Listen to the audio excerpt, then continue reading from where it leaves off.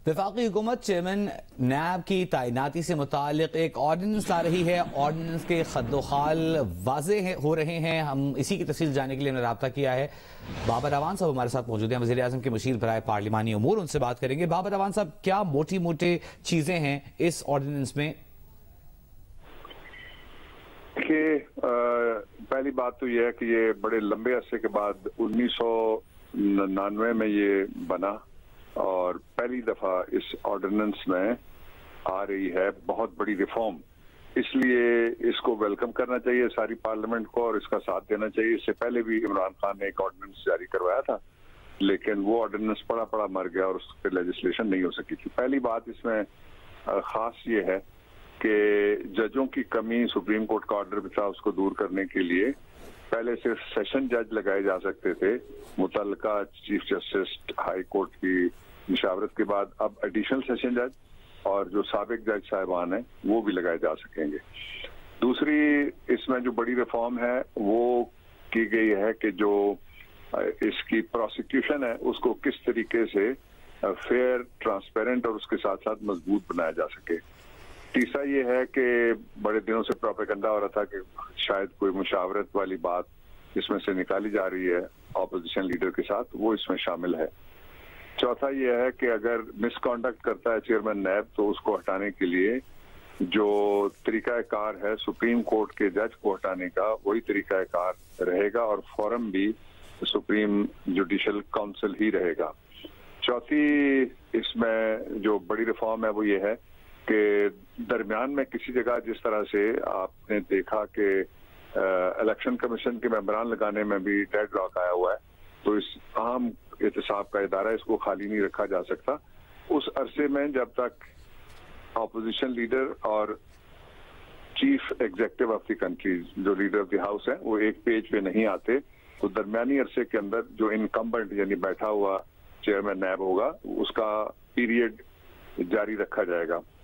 अगर वो दोनों फैसला नहीं कर सकते तो फिर इलेक्शन कमीशन की तर्ज के ऊपर ही एक पार्लियामेंट्री कमेटी वो शामिल की जा रही है ताकि पार्लियामेंट्री ओवरसाइट रहे और ये इल्जाम ना आ सके जैसा किसी दौर में एक पार्टी का सेनेटर उठ के चेयरमैन बन गया था एहतसाब का, तो वो उसमें बहुत बड़ी एक ओवरसाइट जो है वो मजीद उसमें इजाफा किया जा रहा है, पार्लियामेंट को मजीद ताकतवर बनाया जा रहा है। और चौथी बात यह है कि जो 99 का ऑर्डिनेंस था उसको जब सारी पार्टियों ने चैलेंज किया सुप्रीम कोर्ट में, लार्जर बेंच ने उसको सुना था। मैं उसमें बेनजीर भुट्टो साहबा की तरफ से रिपोर्टेड जजमेंट है वो असफानदियार वली खान केस की, मैं बीबी का वकील था, तो उसमें जो बेल की प्रोविजन रखी गई थी उसको दरवाजे को खोला जा रहा है और लोग रिट के जरिए से बेल लेते थे।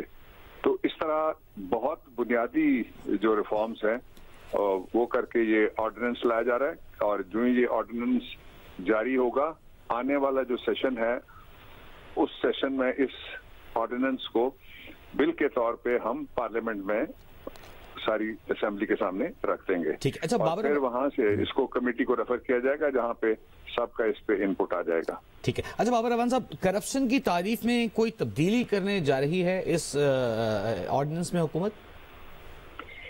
करप्शन की तारीफ नहीं होनी चाहिए, बद तारीफी होनी चाहिए, लेकिन ये कह लें आप लेकिन वो जो बद तारीफी है उसमें से बहुत सारे मसाइल जहां जहां निकलते हैं जो गुड गवर्नेंस को मुतासिर करते हैं, जो फंक्शनिंग को, जो ब्यूरोक्रेसी है उसको मुतासिर करते हैं और जो लोगों को हरासा करने के लिए जहां जहां से रास्ते खुलते हैं उन रास्तों को बंद करने के लिए हम कई उसमें तजावीज नए ऑर्डिनेंस में जो प्रेसिडेंशियल लेजिस्लेशन के जरिए से वो शामिल की जा रही हैं। अच्छा, आपने बताया कि बेल का हक दिया जा रहा है, इसको जरा समझाइएगा। जमानत का हक ये 90 दिनों के अंदर होगा या जिस तरह पहले 90 दिनों के बाद जमानत का हकदार होता था कोई भी शख्स? देखिए, जो 90 दिन है उस कहीं पाबंदी ये नहीं थी कि जमानत का हकदार कहाँ होगा। इस केस जो ऑर्डिनेंस है पिछला 99 का, उसमें जमानत का हक मौजूद ही नहीं है। जब ये 90 दिन है ये फिजिकल रिमांड होता है कि कस्टडी कितने दिन तक तफ्तीश के लिए किसी को शामिल किया जा सकता है, लेकिन उसके दौरान भी बेलें हो जाती हैं। अब ये बेल का रास्ता खुलेगा, वो जो 90 दिन है उसमें तरमीम चैलेंज की गई थी सुप्रीम कोर्ट ऑफ पाकिस्तान में, और जिस मुकदमे का मैंने नाम दिया असफंद यारवली केस, उसमें चीफ जस्टिस इरशाद हसन खान और उनके बेंच ने फैसला दिया था कि ये जरूरी है क्योंकि माली अमूर में तफ्तीश चंद दिनों में नहीं हो सकती, जिस तरह बाकी रिमांड जो है वो 14 दिन का है, जो बाकी जराइम है उनमें जो कोड ऑफ क्रिमिनल प्रोसीजर ज़ाब्ता फौजदारी जिसको कहते हैं वजी सानी साहब, उसमें ये प्रोविजन मौजूद है। बल्कि वो एक दिलचस्प बात ये थी कि मैंने उस केस में long walk to freedom Nelson Mandela की किताब मैंने पेश की थी, और वो उसमें 90 दिन का रिमांड की एक प्रोविजन थी, लेकिन अदालत ने उसे इत्तेफाक नहीं किया। बहरहाल आप उसी को बरकरार रखने जा रहे हैं, जो 90 डेज का रिमांड जरूरी था, आप भी उसको बरकरार रखने जा रहे हैं, जिसके खिलाफ आपने दलाइल दिए थे, ये कह रहे हैं बाबर वो Ahmed supreme court of Pakistan की जजमेंट है। नहीं वो तो है, लेकिन अब जब नई कानून साजी हो रही है तो आप उसी को बरकरार रख रहे हैं। लेकिन मैं एक रास्ता ये मैं बता रहा हूँ कि इसको बेल का रास्ता आपने निकाल दिया। नहीं, मैं और रास्ता बता रहा हूँ कि ऑपोजिशन और सबको इसकी सपोर्ट करनी चाहिए, क्योंकि ये पहली रिफॉर्म हो रही है। पहले तो किसी में हिम्मत ही नहीं पड़ी ना, जब से ये कानून बना है, ये ऑर्डिनेंस बना है, किसी पार्लियामेंट में, हुकूमत में, या किसी में हिम्मत नहीं पड़ी कि इसको हाथ लगाए।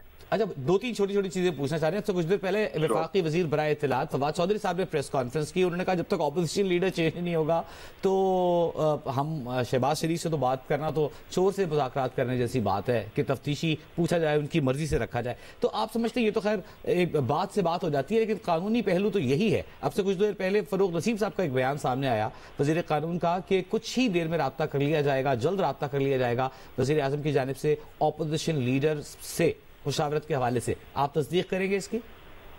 देखिए, जो मुशावरत है हमने निकाला नहीं है कि लीडर ऑफ द ऑपोजिशन के साथ मुशावरत नहीं होगी, लेकिन वो जो दोनों आप बयान मुझे बता रहे हैं मैंने देखे नहीं है, लेकिन उसमें एक बेसिक कॉन्सेप्ट है जो कानून का, वो मैं आप जियो के देखने वाले और कौम के सामने रखना चाहता हूँ। वो ये है कि कॉन्फ्लिक्ट ऑफ इंटरेस्ट एक कानून है सारी दुनिया में, और वो कॉन्फ्लिक्ट ऑफ इंटरेस्ट ये हो सकता है कि जिस तरह एक वकील एक ही मुकदमे में 2 तरफ से पेश नहीं हो सकता, इसी तरह से कोई शख्स यक वक्त मुल्ज़िम हो के अपने लिए तफ्तीशी चॉइस नहीं कर सकता कि ये बंदा मेरी तफ्तीश करे और ये बंदा क्वालिफाइड है मेरी तफ्तीश ना करने के लिए, डिस्क्वालिफाइड है दूसरा। अच्छा, तो आपने कानूनी नुक्ता बयान किया, ये बताइएगा कि अपनी वजाहत के लिए एक बार फिर आपसे पूछ रहे हैं कि जो अब गिरफ्तारी होगी, क्या एहतसाब अदालत में 24 घंटे के अंदर वो अपनी जमानत के लिए दरखास्त दायर कर सकेगा? बिल्कुल कर सकता है। जो फिट केस होगा मिसाल के तौर पे, ये 24 घंटे तो जाहिर है 24 घंटे तो बगैर किसी अदालत में पेश किए हुए भी रखा जा सकता है और 24 घंटे के अंदर फिर उसको पेश किया जाता है अदालत में। लेकिन यह है कि मुद्दत कोई मुकर्रर नहीं होगी। अगर कोई शख्स गिरफ्तारी के फौरन बाद अपनी जमानत मूव करना चाहेगा, जब जमानत का राइट मिल जाएगा तो वो किसी वक्त की जमानत अपनी मूव कर सकता है। उसमें टाइम लिमिट ये नहीं रखी जा सकती, जो पहला किसी को पता लग गया गिरफ्तारी होने वाली है तो वो प्री अरेस्ट बेल यानी कबल गिरफ्तारी जमानत मूव कर सकता है। जो ही वो गिरफ्तार हो गया, ये कानून में उसके पास हक मौजूद है बंदे के कि वो फौरी तौर पे अदालत में जाके जिस अदालत के सामने उसको पेश किया गया है, ये है कि when a person is arrested और is brought before the court और अपीयर्स बिफोर द कोर्ट, यानी किसी को लाया जाए या किसी कोई गिरफ्तार हो जाए, ना लाया जा सके उसको, ना वो मौजूद वो जुडिशियल रिमांड पे हो, और तीसरा ये है कि जिसके खिलाफ तो पर्चा दर्ज हो, तीनों सूरतों में जमानत। ये तो सीआरपीसी में अच्छा बाबर साहब, लेकिन जमानत पहले यहाँ मौजूद नहीं है। ठीक है, कॉन्फ्लिक्ट ऑफ इंटरेस्ट का आपने जिक्र किया, तो इसका मतलब है फिर हुकूमत की मर्जी का ऑपोजिशन लीडर लगा दें, क्योंकि बेशतर ऑपोजिशन के जो रहनुमा है उन पे केसेस हैं, तो फिर ये तो मसला फिर हल नहीं ना करने वाली बात होगी। तो अभी आप समझते हैं कि शहबाज शरीफ की जानिब को लेटर भेजा जाएगा वजीर आजम की जानिब से हालिया सूरत हाल में? आपने एक अच्छी बात और अच्छी बहस छेड़ी है, इस पे मैं बात करना चाहता हूँ। आपने कहा कि कॉन्फ्लिक्ट ऑफ इंटरेस्ट का मतलब ये हो गया कि हम किसी हुकूमत जाहिर है सदा बादशाही अल्लाह ताला की है, कानून बन रहा है ये पाकिस्तान के मुस्तकबिल के लिए, तो इसलिए कि हुकूमत की मर्जी का अपोजिशन लीडर हो। आपको याद होगा कि जब पब्लिक अकाउंट्स कमेटी बन रही थी, हालांकि सिंध की पब्लिक अकाउंट्स कमेटी में हमारे अलीम आदिल शेख को शामिल नहीं किया गया, उसको चेयरमैन नहीं बनाया गया, इसके बावजूद वहाँ जमहूरियत की खूबसूरती और सारा कुछ कायम है। यहाँ उन्होंने कहा जमहूरियत की खूबसूरती के लिए शहबाज शरीफ को आप पब्लिक अकाउंट्स कमेटी का चेयरमैन न बनाए, और जो ही उनको चेयरमैन बनाया गया पब्लिक अकाउंट्स कमेटी का, उन्होंने कहा जमहूरियत की खूबसूरती इस पे है कि मैं पब्लिक अकाउंट्स कमेटी का चेयरमैन न रहूं और मेरी जगह राना तनवीर साहब इसकी। लेकिन बहरहाल आपको क्रेडिट जाता है कि आपने अमल किया उस एथिक पर या एक उस अखलाकी जवाब पर जो पहले चला आ रहा था। इसलिए देखे ना, ये केसेस सारे वो हैं जो एक दूसरे के खिलाफ बहुत पहले से लोगों ने बनवाए हैं। हमारा बना हुआ कौन सा केस है शहबाज शरीफ के खिलाफ? ये सारी जितनी भी सारी तकरीबन अपोजिशन का बड़े रहनुमा जो है उन सबका नाम नैब में है, उन सब पर केसेस हैं। एक मिनट यार, मैं कवाली के अंदाज में नहीं मैं कुछ भी बता सकूंगा, मुझे 2 जुमले तो बोलने दें। बोलिए। पहली बात यह है कि ये सारे केसेस वहां से शुरू हुए कि जो पिछले एक डीजी थे FIA के, उन्होंने सुप्रीम कोर्ट ऑफ पाकिस्तान में कहा कि हम तफ्तीश कर रहे हैं और करना चाहते हैं। किस पे करना चाहते हैं? बेनामी अकाउंट्स। ये सारे केसेस तो सुप्रीम कोर्ट ऑफ पाकिस्तान में एक पिछले चीफ जस्टिस साहब की अदालत में से शुरू होते हैं, जहां पे एक FIA का लेके जाता है डीजी की ये सारी मैंने तफ्तीश की और मैंने कमाल कर दिया।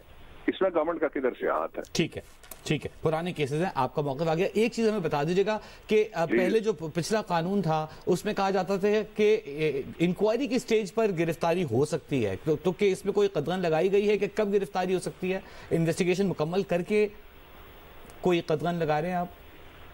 नहीं, देखिए, कदगन कोई भी नहीं लगा रहे, ना कोई कदगन हम हटा रहे हैं। इसको रिफॉर्म समझना चाहिए। पहला अवलीन इब्तदाई रिफॉर्म समझना चाहिए जो नैब के कानून में 3 हुकूमतें गुजरने के बाद चौथी हुकूमत दूसरी बार करने जा रही है। तो इसलिए ऑब्जेक्टिवली इसको सारे को बनाया गया है और इस सारे अमल में 2 तो हम लॉ मिनिस्टर बैठे होते, आप, मैं साबिक था और मौजूदा भी मौजूद थे, बाकी भी बड़े तजर्बाकार उसमें वजीर भी और वकील भी जो थे वो बैठे हुए थे।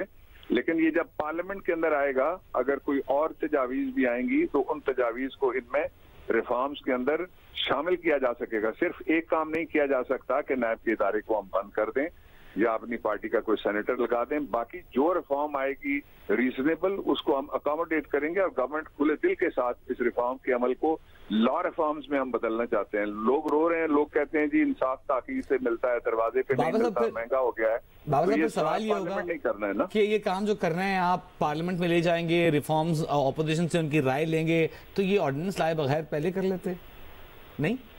ये दूसरी पिछली हुकूमतों से पूछिएगा कि उन्होंने ना ऑर्डिनेंस दिया और ना बिल दिया। इसकी मुझे तो लग रहा था कि आप सानी हैं, अवलो सानी, आप कोई तारीफ ही कर देंगे कि ये अच्छा काम किया, अच्छा काम कर रहे हैं, लेकिन और अच्छा हो जाता कि ऑर्डिनेंस के बजाय पार्लियामेंट से हो जाता। एक दफा तो करें। जी, मैं आपसे सुनना चाहता हूँ, तारीफ करें फिर मैं आगे बढ़ूं। बहुत अच्छा काम कर रहे हैं आप। किसी ने हिम्मत नहीं की 1999 के बाद इस कानून में तब्दीली करने की, इसे छेड़ने की, इसे छूने की, लेकिन ये अच्छा काम फिर सदारती दफ्तर से क्यों आ रहा है, ऐवान सदर से दस्तखत होकर क्यों आ रहा है, पार्लियामेंट से क्यों नहीं आ रहा? इसका मैं जवाब देता हूँ। मुझे ये बताइए कि क्या ये गैर आईनी काम है? नहीं, आइन में नहीं लिखा हुआ, आइन के आर्टिकल 89 में कि सदर साहब ऑर्डिनेंस जारी कर सकते हैं। बिल्कुल कर सकते हैं। जमहूरियत की खूबसूरती की बात कर रहे हैं हम। तो जमहूरियत की खूबसूरती ये 1973 में जो फाउंडिंग फादर्स थे कॉन्स्टिट्यूशन के, उन्होंने ये दफा डाली हुई है। ये इतनी दफा 35 साल तो हुकूमत रही जिनके लिए आप इस वक्त कह रहे हैं कि जी उनके दौर में और इनके दौर में फर्क आप निकाल रहे हैं। उन्होंने 35 साल में ये आइन मौजूद था, उन्होंने क्यों नहीं निकाली ये दफा? आर्टिकल 89 निकाल देते ताकि ऑर्डिनेंस जारी ना हो सकता। क्यों ना करें ऐसे ही, बहस बराए बहस ना करें। चलिए, ठीक है, बहुत शुक्रिया। बाबर अवान साहब का मौक़िफ़ आया। हमें ऑर्डिनेंस जो आ रहा है उसके हवाले से जो चीदा निकात हैं, जो उसके बुनियादी खद्दोखाल हैं, उससे आगाह कर रहे थे। और बाबर अवान साहब उनका कहना था कि इस ऑर्डिनेंस की तैयारी जब अमल में लाई गई तो बाबर अवान साहब खुद मौजूद हैं, जो कि साबिक लॉ मिनिस्टर हैं। वज़ीर कानून फ़ारूक नसीम साहब वहाँ मौजूद थे, बहुत काबिल कुछ दीगर दिमाग भी मौजूद थे। उनका ये कहना था जिनकी मौजूदगी में ये कानून ऑर्डिनेंस तैयार किया गया। और उन्होंने बताया कि अब 1999 से लेकर नैब एक्ट 1999 से लेकर अब तक पहली बार इसमें तब्दीली लाई जा रही है एक ऑर्डिनेंस के जरिए। उन्होंने ये यकीन दहानी अलबत्ता कराई कि इसे पार्लियामेंट में पेश किया जाएगा और जो कायमा कमेटी है उसके सामने इसको पेश किया जाएगा। उस पर तजावीज़ ऑपोजिशन से, हुकूमत से, दीगर जमातों से ली जाएंगी और उसे हिस्सा बनाया जाएगा। साथ ही उनका यह भी कहना था कि इस बिल में जो अब ऑर्डिनेंस आने जा रहा है, इसमें जो जमानत का हक है वो दिया जाएगा उस शख्स को जो कि पिछले ऑर्डिनेंस में नहीं मौजूद था।